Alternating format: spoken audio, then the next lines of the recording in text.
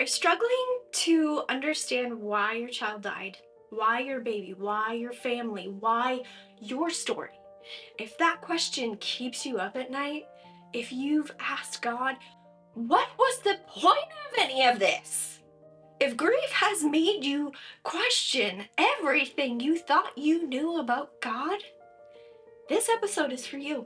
Because today we're going to talk about something tender, hard, and strangely healing. What if losing them was always part of your story? Not because God is cruel, not because He didn't care, not because He wanted this for you, but because their life and, yes, their death were woven into a plan you could not possibly understand at the time. I know that's heavy, but I'm 13 years into this, and I want to ease you gently into a perspective that took me years to reach. Lot about loss, take one. When Gracie died, I remember thinking, God handed me a life I didn't sign up for. I didn't want child loss to be my identity. I didn't want grief to be my expertise. I didn't want to be the mom with the tragedy. I wanted to raise my baby, bake cakes, and live a simple, normal life. Instead, everything shattered. My faith cracked, and I couldn't see any purpose at all. I felt like I got pushed into a role I never auditioned for, and for a long time, I was mad about that. A few months after Gracie passed away, when my grief was still raw and foggy, God put this idea in my head. Make cakes for kids with congenital heart defects, just like Gracie. I remember thinking, God, I can barely shower right now, and you want me to start a nonprofit? But something in me said yes. It felt like mothering Gracie, like loving her, like honoring her. Cakes from Grace became my way of keeping her close while helping children who shared her story. I didn't know it then, but that was the first thread of purpose God was quietly weaving through my grief. And fast forward, I spent the past 4 years writing my book, Joy Does Return, which is really Gracie's story and my story woven together. And somehow, writing became the deepest healing I've ever experienced. Not because it erased the pain, but because it proved that God was still doing something with it.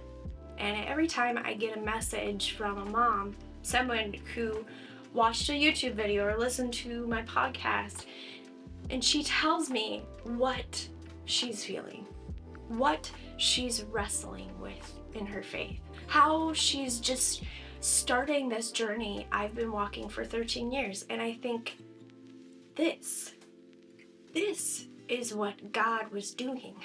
This is the redemption I couldn't see back then. I didn't have anyone else like me. No podcast, no YouTube, no one saying, you're not crazy, you're grieving. And now I get to be that voice. And every time someone reaches out, I feel God whispering, see, I was here all along. This part is heavy, but if I could sit across from you with a cup of coffee, here we are. It's tea. I tell you this gently. God did not take your child from you, but He is incapable of wasting their life or your grief. This is really hot. God is not surprised. God is not confused. God is not scrambling to fix a mistake. Your child's life and their too short time here are not meaningless. They are woven into a story so much bigger than what you can see with your eyes. To understand this kind of purpose, we need to look at a story in the Bible that mirrors the depth of a mother's grief. And that's where Hannah comes in. Let me tell you a story that might feel surprisingly close to yours. It's the story of Hannah. And If you've never heard it before, I want you to picture her as a real woman with real tears and a real longing in her heart. Hannah desperately wanted a child, and not in a casual way, but in a deep, aching way only a woman who has waited and wept can understand. She watched other women get pregnant. She watched other families grow, and she felt left behind. And people whispered about her. Some people judged her. Some assumed God was punishing her. Even her husband didn't understand why she was hurting so deeply. She carried grief and loneliness and unanswered prayers. And one day, after years of waiting, she went to the temple, their place of worship, and she broke. She cried so hard she couldn't speak. Her lips moved, but nothing came out. She was praying from the deepest possible place of human sorrow. Have you been there? I have. And the priest was watching her. He was looking at her and thought she was drunk because of the way she was acting, what she was doing. That's how misunderstood she was. But God saw her. God heard the prayers she couldn't form. God knew the depth of her pain. And that moment, the moment no one else understood, was the moment God began unfolding the next part of her story. And eventually, Hannah had a son named Samuel. But she had no idea that Samuel would grow up to be one of the most important spiritual leaders in Israel. He would go and guide an entire nation, and he would anoint kings. He would become a voice God used in powerful ways. And Hannah had no idea that her years of tears were connected to a story that would change history. She only knew she hurt, but God knew the bigger story. And friend, so is yours. So is your child. So is the impact their life will have even now. Your child's life mattered. It still matters. And the story God is writing through you is not over. Let me tell you something tender and true.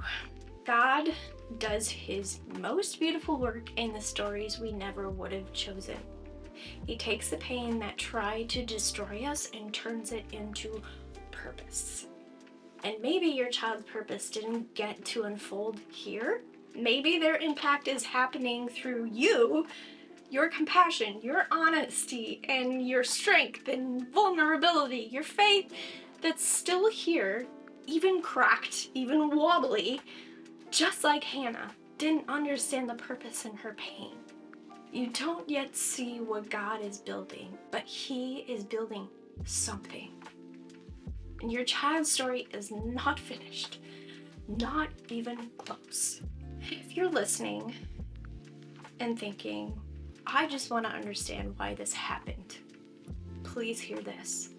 You may not understand it today, or next year, or 10 years from now, but one day, when someone says, your story helped me, and when God uses your healing in someone else's survival, you will look back and see threads you couldn't see before, purpose you couldn't imagine, redemption you didn't think was possible, and you will know your child's life mattered and their death didn't end the story.